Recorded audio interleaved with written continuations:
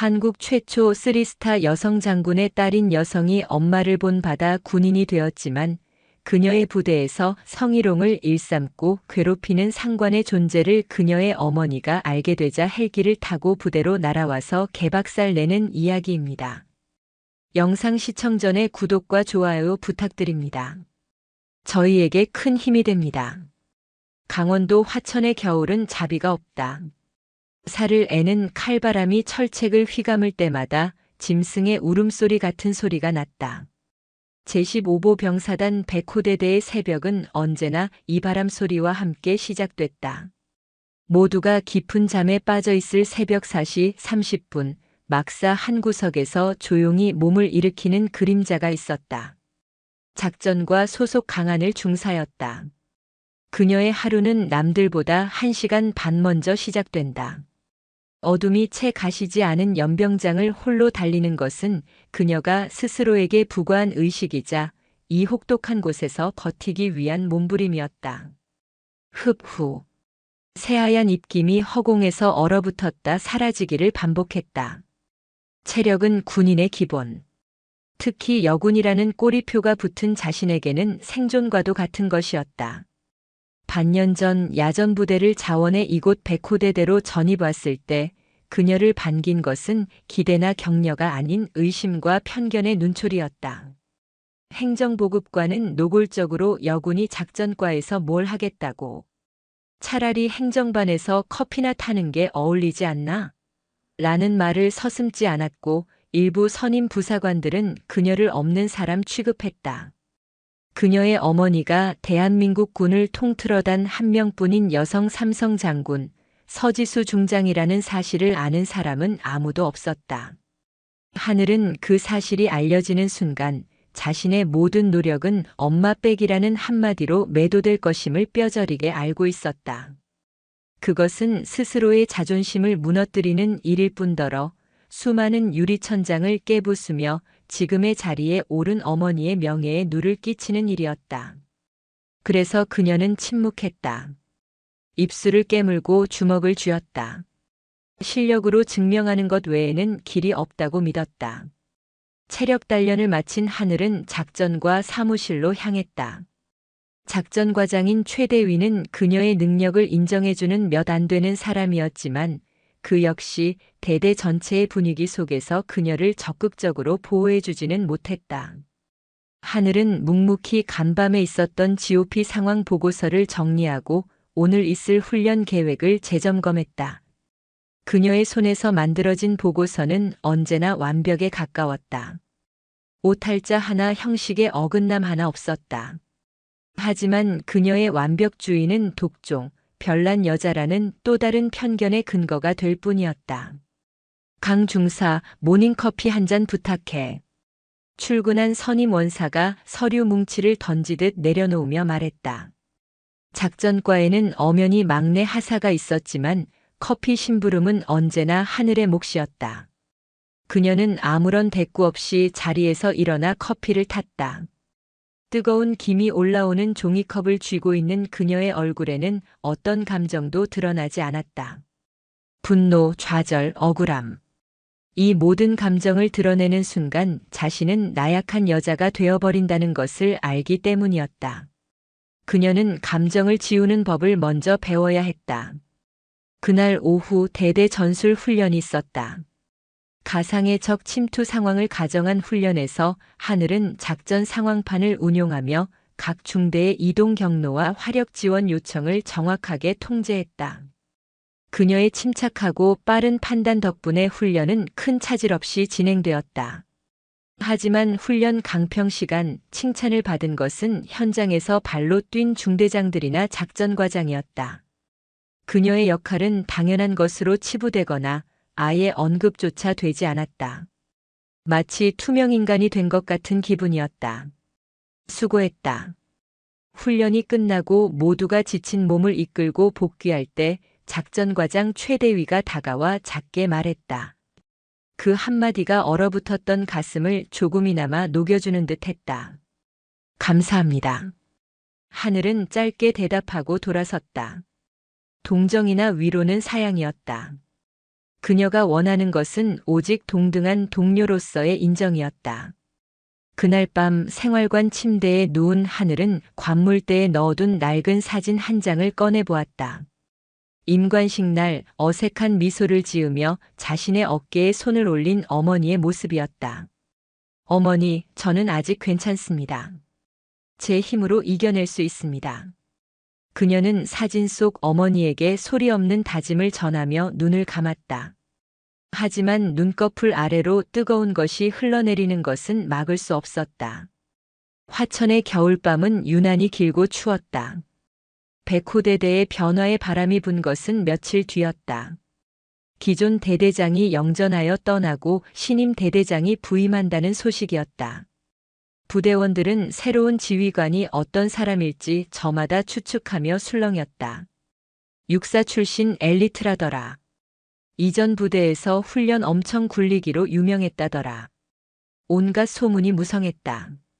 강하늘 중사 역시 일말의 기대를 품었다.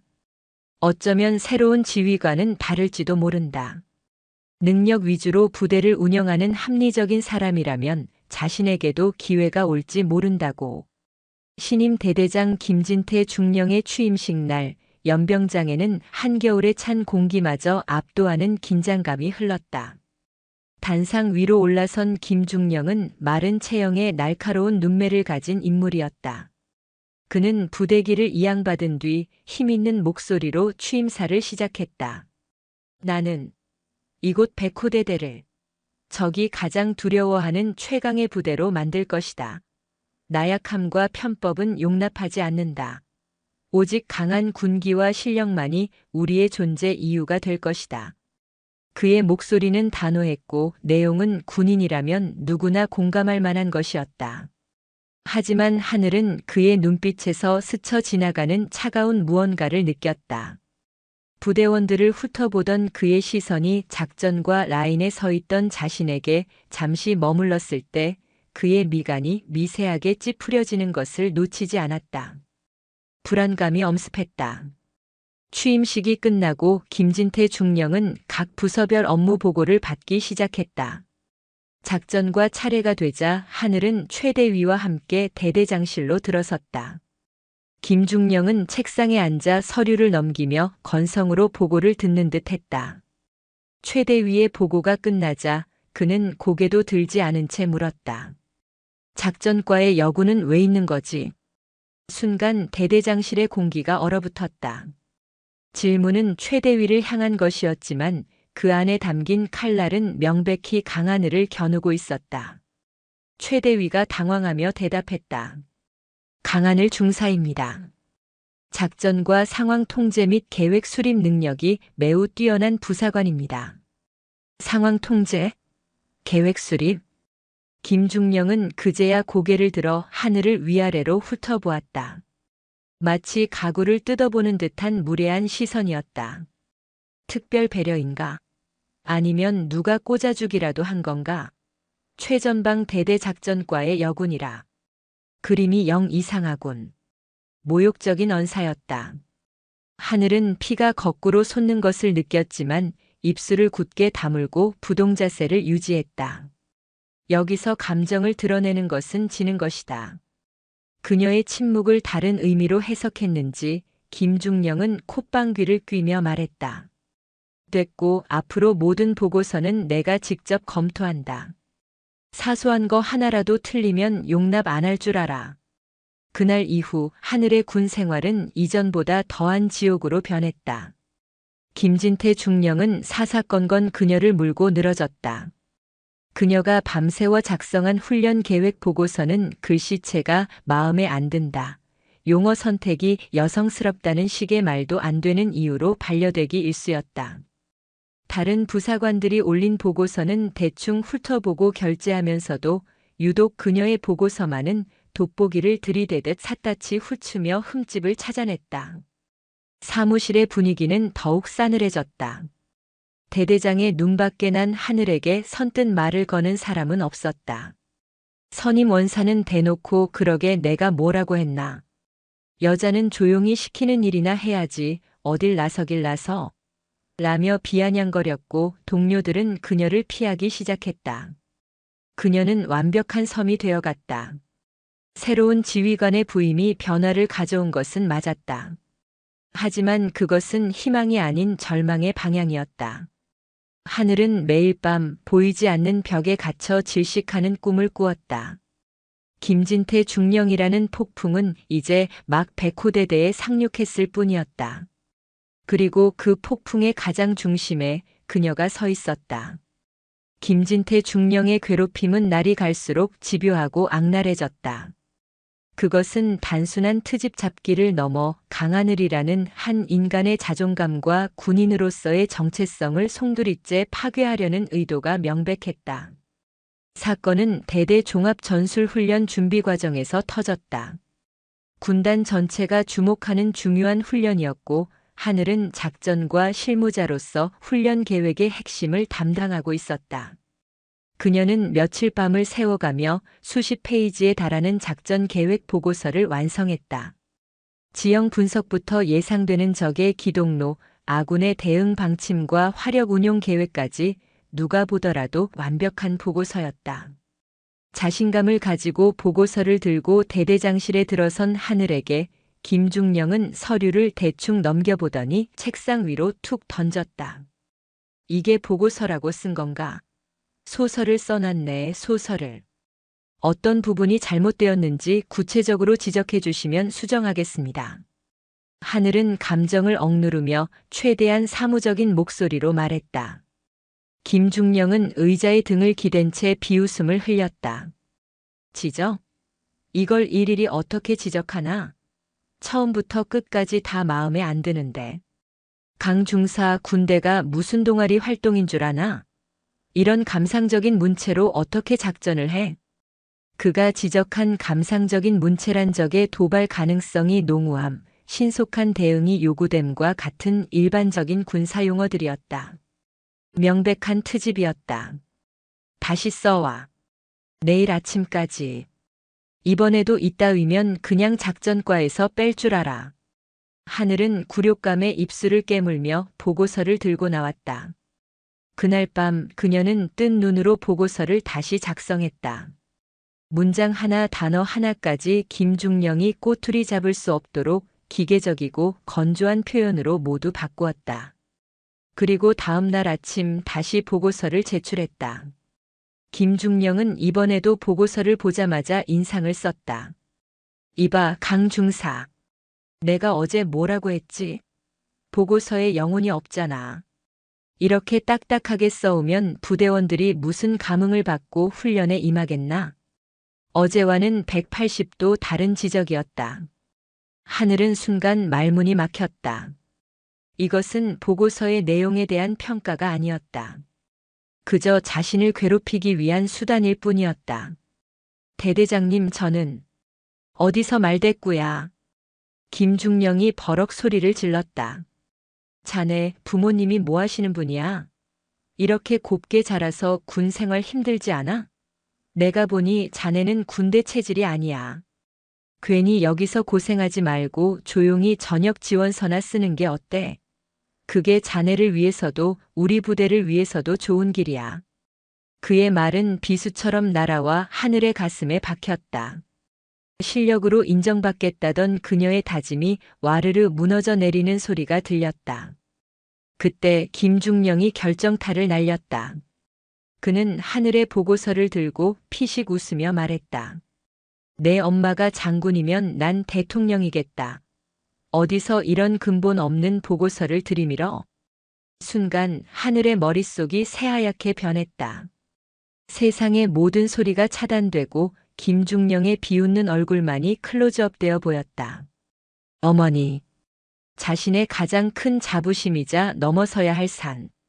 그 존재가 이토록 더럽고 모욕적인 방식으로 언급되는 것을 견딜 수 없었다. 그녀는 자기도 모르게 주먹을 꽉 쥐었다. 손톱이 손바닥을 파고드는 고통이 느껴졌지만 그보다 더한 마음의 통증의 신음조차 나오지 않았다. 그날 이후 하늘은 매일 퇴직을 강요받았다. 김중령은 공개적인 자리에서 그녀를 능력 없는 여군의 표본으로 만들었고 동료들은 그녀를 동정하면서도 멀리했다. 그녀가 속한 공간은 보이지 않는 감옥이 되어버렸다. 아무도 그녀의 편이 되어주지 않았다. 작전과장 최대 위조차 김중령의 서슬퍼런 기세에 눌려 침묵으로 일관했다. 밤마다 하늘은 악몽에 시달렸다. 군복을 입은 자신이 깊은 수렁에 빠져 허우적거리는 꿈이었다. 아무리 발버둥 쳐도 몸은 계속 가라앉았고 주변의 동료들은 그저 무표정하게 바라보고만 있었다. 꿈에서 깨면 온몸이 식은땀으로 젖어 있었다. 이제 그만해야 할까? 엄마에게 전화해야 할까? 수백 번도 더 망설였다. 하지만 수화기를 드는 순간 자신이 쌓아온 모든 것이 부정당하는 것만 같았다. 그것은 김진태 중령에게 패배를 인정하는 것이자 장군의 딸이라는 굴레를 스스로에게 씌우는 일이었다. 그녀의 자존심이 허락하지 않았다. 어떻게든 혼자 힘으로 버텨내고 싶었다. 하지만 그녀의 의지는 하루하루 꺾여가고 있었다. 연병장을 달리던 발걸음은 점점 무거워졌고 완벽을 추구하던 보고서에는 실수가 잦아졌다. 거울에 비친 자신의 모습은 낯설었다. 총기를 잃고 깊은 그늘이 드리워진 얼굴. 그녀는 서서히 그러나 분명하게 무너지고 있었다. 백호대대라는 감옥 속에서 그녀의 영혼은 서서히 죽어가고 있었다. 김진태 중령의 내 엄마가 장군이면 난 대통령이겠다. 는 말은 강하늘의 뇌리에서 떠나지 않는 주홍글씨가 되었다. 그날 이후 그의 정신적 압박은 극에 달했다. 그는 이제 대놓고 모든 부대원 앞에서 하늘을 조롱하고 무시했다. 아침 점호 시간 그는 일부러 하늘을 지목하며 강중사는 군인이라기보다는 회사원이 어울리는 것 같아. 안 그런가? 라고 묻고는 부대원들의 마지못한 웃음을 유도했다. 그녀가 제출하는 모든 서류는 찢겨나가거나 다른 부사관들의 웃음거리가 되도록 사무실 게시판에 걸렸다. 결정적인 사건은 대대 전술 훈련 평가 회의에서 일어났다. 하늘이 밤새 준비한 훈련 결과 분석 자료를 발표하는 자리였다. 그녀는 떨리는 목소리를 가다듬고 객관적인 데이터와 통계에 기반하여 훈련의 성과와 개선점을 보고했다. 발표가 끝나자 회의를 주관하던 김진태 중령은 박수 대신 싸늘한 비웃음을 보냈다. 역시 강중사야. 보고서 하나는 기가 막히게 잘 꾸며 꼭 잘 차려진 소꿉놀이 삼갔군. 하지만 말이야, 그는 자리에서 일어나 하늘에게 다가왔다. 전쟁은 소꿉놀이가 아니야. 자네 보고서에선 피냄새가 나지 않아. 화약 냄새도 병사들의 땀 냄새도 안 난다고. 책상머리에 앉아 펜대만 굴리는 사람 눈에는 절대 보이지 않는 것들이지. 그는 하늘이 들고 있던 보고서 뭉치를 빼앗아 들더니 회의에 참석한 모든 장교와 부사관들이 보는 앞에서 갈기갈기 찢어 허공에 뿌렸다. 종이 조각들이 눈처럼 흩날리며 바닥에 떨어졌다. 백호대대 작전과에서 이런 보고서는 필요 없다. 강 중사는 오늘부로 작전과 업무에서 손 떼도록. 대신 PX 관리병이 전역해서 자리가 비었으니 자네가 당분간 PX 관리나 맡아. 그게 자네 적성에 더 맞을 것 같군. 정적. 회의실의 모든 공기가 얼어붙었다. 최전방 부대 작전과 중사를 전투와는 아무런 관련도 없는 매점 관리병으로 보내겠다는 것은 명백한 사형 선고이자 공개적인 망신주기였다. 그것은 군인으로서의 하늘의 존재 가치를 완전히 짓밟는 행위였다. 하늘은 흩날리는 종이 조각들을 멍하니 바라보았다. 더 이상 분노도 슬픔도 느껴지지 않았다. 그저 텅 빈 껍데기만 남은 기분이었다. 그녀의 인내의 끈이 툭 하고 끊어지는 소리가 들리는 듯 했다. 그날 밤 하늘은 아무도 찾지 않는 낡은 창고 구석에 몸을 숨겼다. 차가운 시멘트 바닥에 웅크리고 앉아 무릎에 얼굴을 묻었다. 임관식 날 대한민국 육군 강하늘이라고 적힌 계급장을 달아주며 자랑스럽다 내 딸. 하지만 이제부터 너는 군인 강하늘이다. 스스로의 힘으로 서야 한다. 라고 말하던 어머니의 얼굴이 떠올랐다. 그 약속을 지키고 싶었다. 어떻게든 혼자 힘으로 이겨내고 싶었다. 하지만 이제는 한계였다. 떨리는 손으로 수화기를 들었다. 익숙한 번호를 눌렀지만 차마 통화 버튼을 누르지 못하고 몇 번이나 망설였다. 이 전화 한 통이 어떤 파장을 불러일으킬지, 그리고 자신의 자존심이 어떻게 무너져 내릴지 두려웠다. 하지만 찢어진 보고서 조각과 김중령의 비웃음, 동료들의 외면이 눈앞을 스쳤다. 그녀는 눈을 질끈 감고 통화 버튼을 눌렀다. 몇 번의 신호음 끝에 낮고 차분한 목소리가 들려왔다. 하늘이냐? 하늘은 아무 말도 할 수 없었다. 목구멍에 뜨거운 돌덩이가 걸린 것처럼 숨이 막혔다. 강하늘. 무슨 일 있나? 목소리가 왜 그래? 어머니의 목소리에 날카로운 기운이 스쳤다. 단 한순간에 딸의 상태를 간파한 것이다. 그 순간 하늘에 무너진 둑에서 참았던 모든 것이 터져나왔다. 엄마, 나 너무 힘들어. 그녀는 어린아이처럼 흐느끼기 시작했다. 지난 반년간 겪었던 모든 차별과 모욕, 김진태 중령의 집요한 괴롭힘과 퇴직 강요, 그리고 오늘 있었던 공개적인 망신까지. 두서없이 쏟아지는 딸의 울음 섞인 이야기에 서지수 중장은 아무 말 없이 듣고만 있었다. 하늘의 이야기가 끝났을 때 수화기 너머에는 잠시 무거운 침묵이 흘렀다. 그 침묵은 어떤 분노의 외침보다 더 무섭고 차가웠다. 이윽고 서지수 중장이 얼음처럼 차가운 목소리로 말했다. 알겠다. 내일 아침까지 아무 생각 말고 부대에 있도록. 내가 가겠다. 엄마 하지만 이건 이제 내 개인의 문제가 아니다. 대한민국 육군의 문제다. 기다려. 전화는 그렇게 끊겼다. 하늘은 끊어진 전화기를 붙들고 한참을 더 울었다. 폭풍이 몰려올 것을 예감했다. 그 폭풍이 자신을 어디로 데려갈지는 알 수 없었지만 더는 혼자가 아니라는 생각에 처음으로 안도감을 느꼈다. 다음 날 새벽 백호대대의 아침은 평소와 다름없이 시작되었다. 김진태 중령은 PX 열쇠를 하늘의 책상에 던져주며 오늘부터 내 감방이다라고 비웃었고 하늘은 영혼 없는 사람처럼 그 열쇠를 받아들었다. 부대 전체에 퍼진 무력감과 체념의 공기 속에서 그 누구도 다가올 거대한 파도를 예상하지 못했다. 오전 9시. 대대 아침 점호가 막 끝날 무렵이었다. 멀리서 땅을 울리는 묵직한 소리가 들려오기 시작했다. 처음에는 포성이나 전차 기동 소리인가 했던 소리는 점차 규칙적인 프로펠러 소리로 바뀌었다. 두두두두두. 일반적인 수송 헬기인 UH-1H나 500MD와는 차원이 다른 중후하고 강력한 비트음이었다. 부대원들이 의아한 표정으로 하늘을 올려다볼 때 육중한 기체의 블랙호크 UH-의육식 헬리콥터 한 대가 짙은 구름을 뚫고 나타났다. 아니, 저건? 김진태 중령의 얼굴이 의문으로 굳어졌다. 사전 연락도 없이 군단 장급 이상만 탑승하는 블랙호크가 대대로 곧장 날아오고 있었기 때문이다.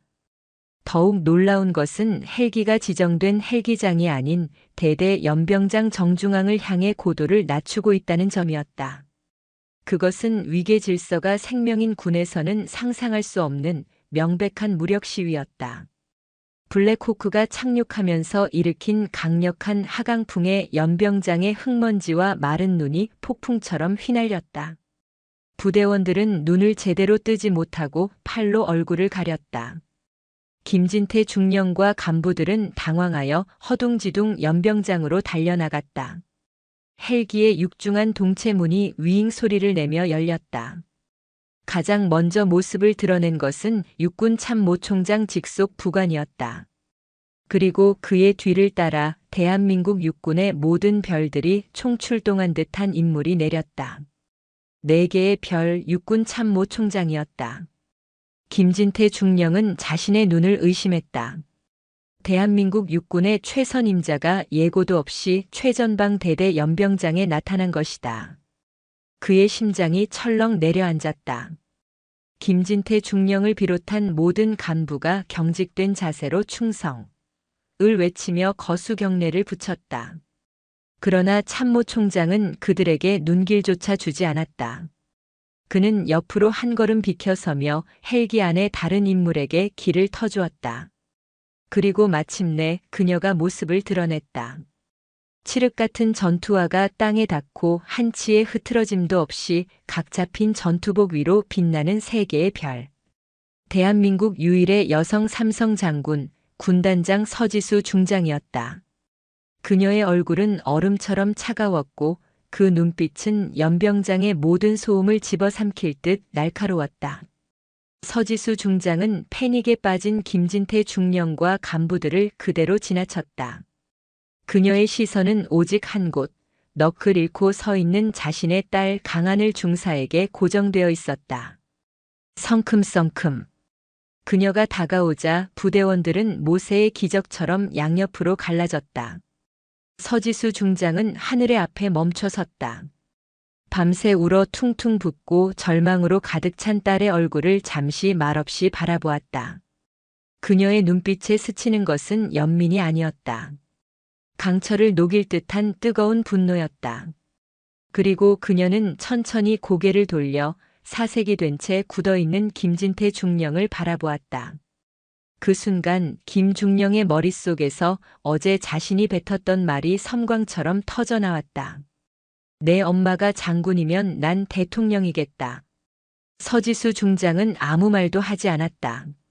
하지만 그녀의 침묵은 세상 그 어떤 질책보다 무겁게 김진태 중령의 온몸을 짓눌렀다. 백호대대의 시간은 그 순간 완전히 멈춰버렸다. 연병장을 지배하는 것은 서지수 중장의 존재감 그 자체였다. 그녀는 곁에 선 참모총장에게 짧게 고개를 끄덕였고 참모총장은 위험 있는 목소리로 명령했다. 백호대대 전 병력은 즉시 연병장에 집합한다. 5분 내로 모든 작업과 훈련을 중지하고 즉시 집합하도록. 비상소집 명령이 떨어지자 부대는 벌집을 쑤신 듯 요란해졌다. 5분 뒤 대대의 모든 병력이 연병장에 도열했다. 그 누구도 숨소리 하나 제대로 내지 못했다. 서지수 중장은 수백 명의 병사들 앞 단상도 없는 맨바닥에 섰다. 그녀의 시선이 다시 한번 강하늘에게 향했다. 강하늘 중사 앞으로. 하늘은 자석에 이끌리듯 앞으로 걸어나갔다. 서지수 중장과 참모총장 그리고 김진태 중령의 앞에 섰다. 지금부터 이 자리에서 그동안 있었던 모든 일을 육하원 측에 따라 정확히 보고하도록. 들리는 모든 사람이 증인이다. 서지수 중장의 목소리는 사적인 감정이 완전히 배제된 오직 군인의 목소리였다. 하늘은 깊게 숨을 들이마셨다. 어머니의 강인한 눈빛과 마주치자 그동안 자신을 억눌렀던 두려움이 눈 녹듯 사라지는 것을 느꼈다. 그녀는 허리를 꼿꼿이 펴고 우렁찬 목소리로 보고를 시작했다. 보고 드립니다.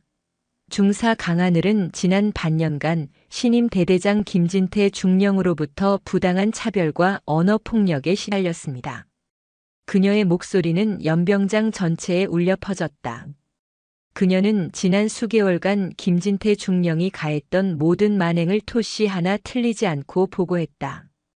여군은 커피나 타라는 식의 성차별적 발언, 여성스럽다, 영혼이 없다는 식의 자의적인 이유로 수십 차례 보고서를 반려한 사실, 내 엄마가 장군이면 난 대통령이겠다는 모욕적인 언사, 그리고 전역을 강요하며 PX 관리병으로 발령낸 사실까지.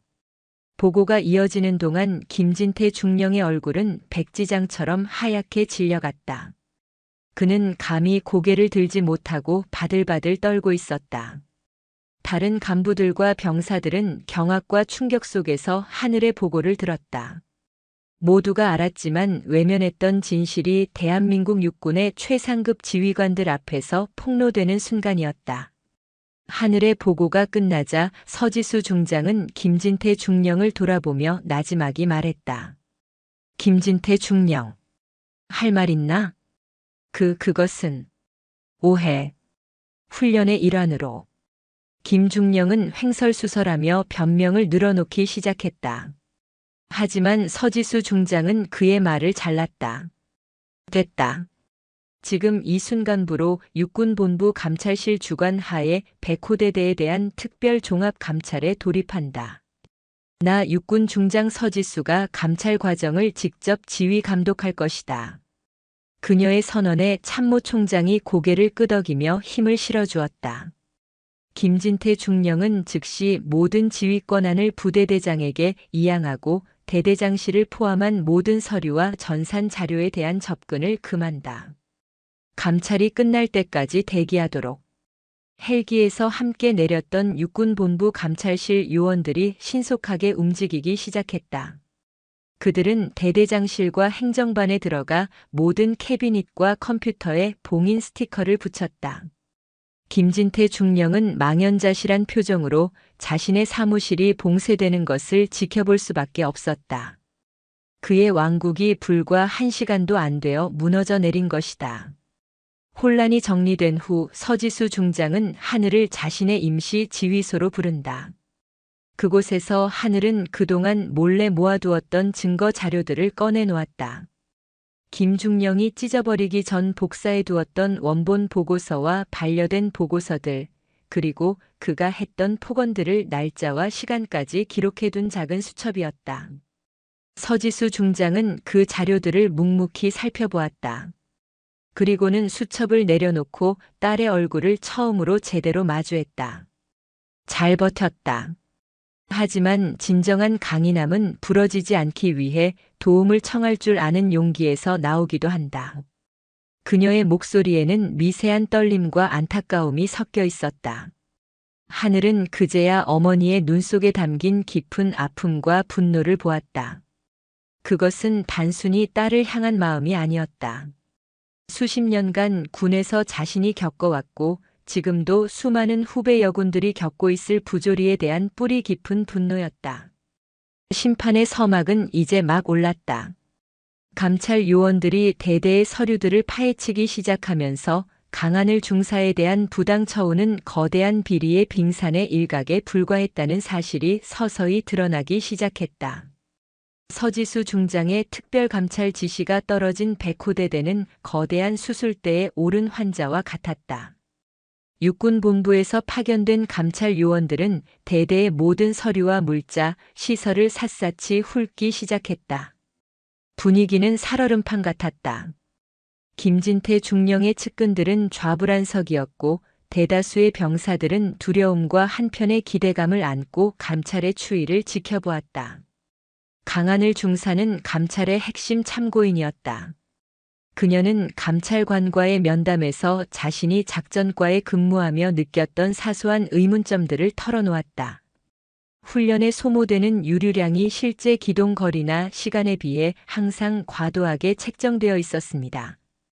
또한 병사들에게 지급되어야 할 일부 동계 피복이나 전투 장구류가 창고에는 재고가 없는 것으로 되어 있는 경우를 몇 번 목격했습니다. 그녀의 증언은 결정적인 실마리가 되었다. 감찰팀은 즉시 유류관리대장과 보급품 불출 기록을 집중적으로 파고들었다. 그리고 마침내 부패의 거대한 몸통을 찾아냈다. 김진태 중령은 대대 행정보급관과 몇몇 부사관들을 끌어들여 조직적으로 군수품을 빼돌리고 예산을 횡령해왔다.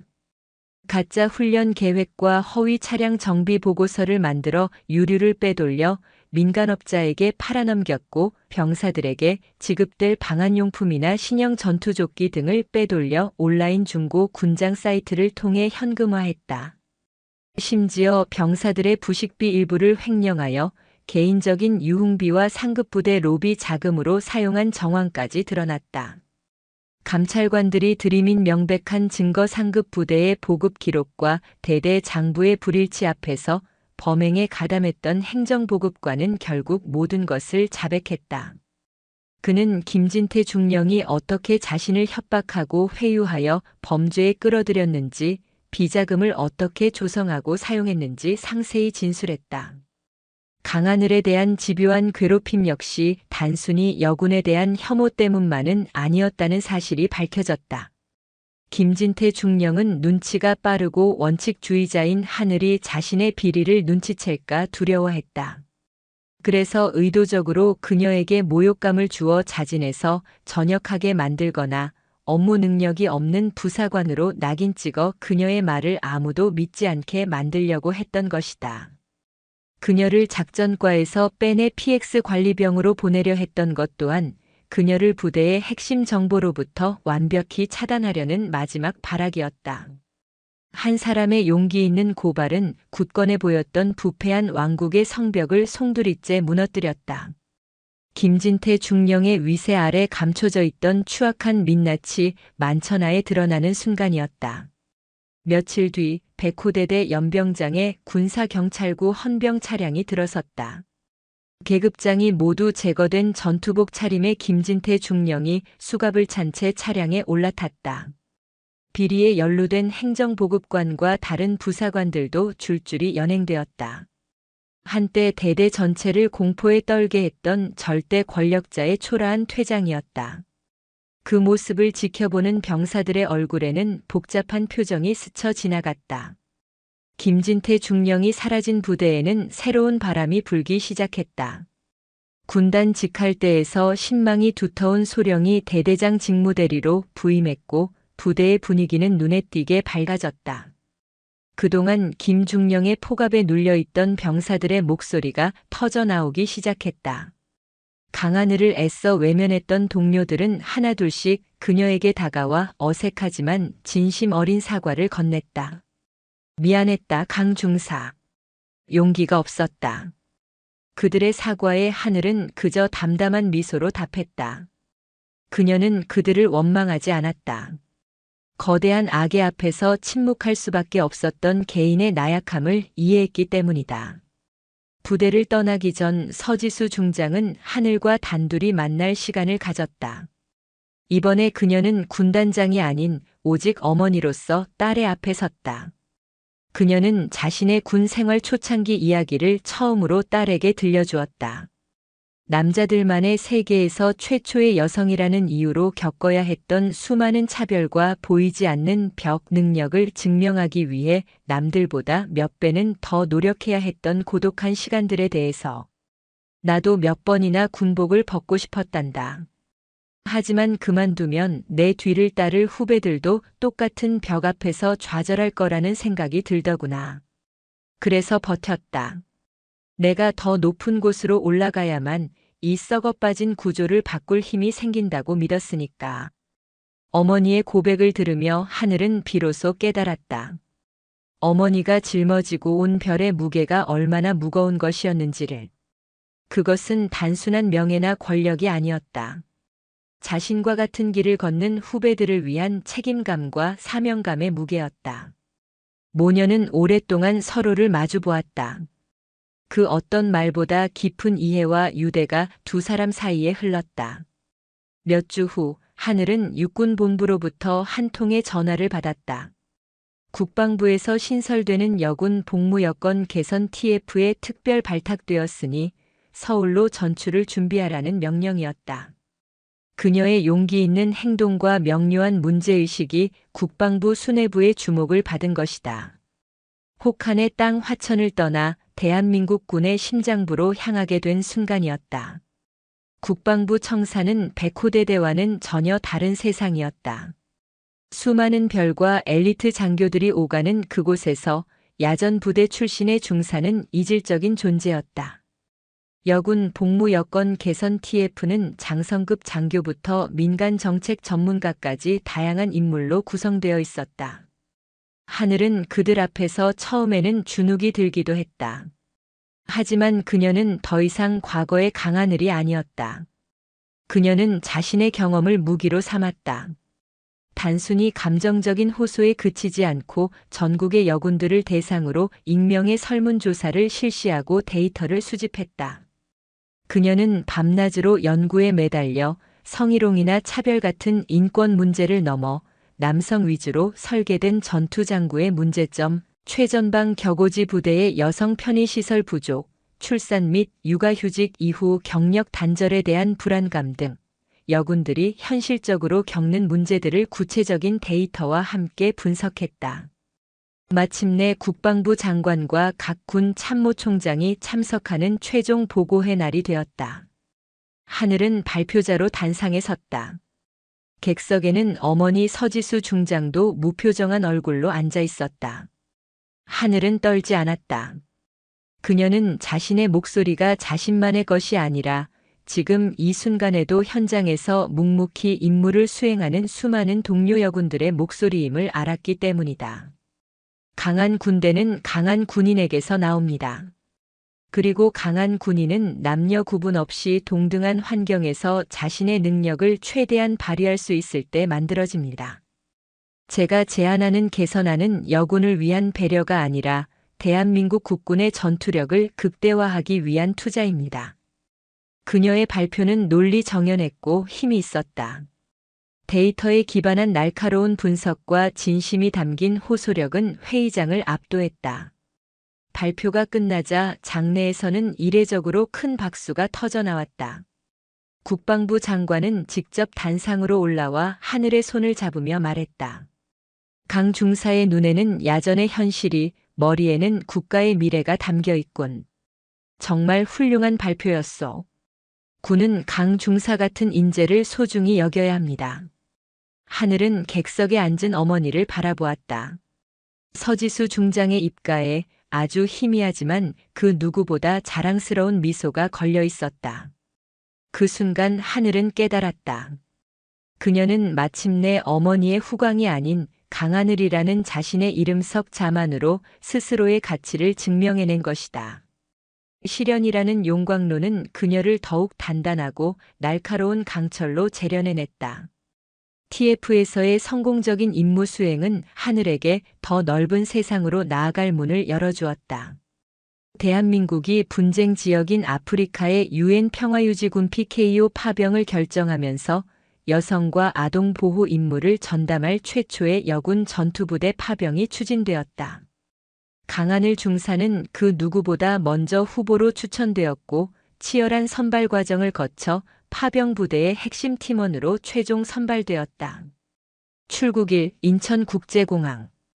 유엔을 상징하는 푸른 베레모에 사막색 신형 전투복을 입은 하늘의 모습은 그 어느 때보다 당당했다. 배웅을 나온 서지수 중장은 이날만큼은 계급장을 뗀 평범한 엄마의 모습이었다. 다치지 마라. 그것만이 내 유일한 명령이다. 어머니의 목소리는 담담했지만 그 속에는 깊은 사랑과 염려가 담겨 있었다. 걱정 마세요. 장군님의 딸이잖아요. 하늘이 장난스럽게 웃으며 대답했다. 서지수 중장이 딸의 어깨를 잡고 힘주어 말했다. 아니, 너는 너다. 이제 어디 가서도 서지수 장군의 딸이 아니라 강하늘 중사 내 이름으로 살아라. 넌 이미 그럴 자격이 충분해. 두 사람은 말없이 서로를 끌어안았다. 수많은 시련을 함께 통과한 두 강철 같은 여인의 따뜻하고 단단한 포옹이었다. 하늘은 뒤를 돌아 출국장으로 향했다. 수많은 인파 속으로 걸어 들어가는 그녀의 어깨는 조금도 움츠러들지 않았다. 부당한 차별에 홀로 눈물 찢던 연병장의 고독한 군인은 이제 없었다. 자신의 상처를 더 큰 사명감으로 승화시키고 더 넓은 세상의 평화를 위해 나아가는 한 명의 당당한 군인이 있을 뿐이었다. 게이트를 통과하기 직전 하늘은 잠시 멈춰서서 배웅하는 어머니를 향해 돌아보았다. 그리고 환하게 웃으며 작지만 힘찬 거수 경례를 붙였다. 그것은 어머니이자 인생의 선배에게 보내는 최고의 존경과 감사의 표시였다. 비행기에 오르는 그녀의 마음속에는 단 하나의 생각만이 가득했다. 나의 진짜 임무는 이제부터 시작이다. 더 이상 장군의 딸이 아닌 오롯이 자신의 이름 강하늘로서. 그녀의 발걸음은 희망과 자신감으로 가득 차 있었다. 영상이 유익하셨다면 구독과 좋아요, 댓글까지 부탁드리겠습니다.